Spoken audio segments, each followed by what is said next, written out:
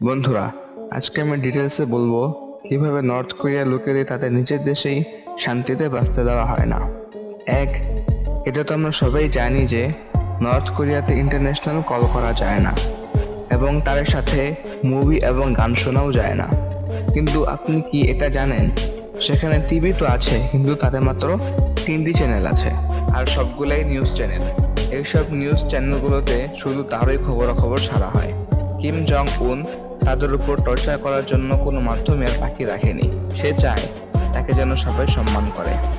দুই, বন্ধুরা, এটা শুনে তো আপনি অবাক হয়ে যাবেন যে সেখানকার লোকেরা যখন আন্দোলন করা শুরু করে তার বিরুদ্ধে, তখন কিম জং উন নতুন আইন তৈরি করে দিল যে কেউ যদি তাকে সম্মান না করে তাহলে তাকে জেলবন্দি করা হবে।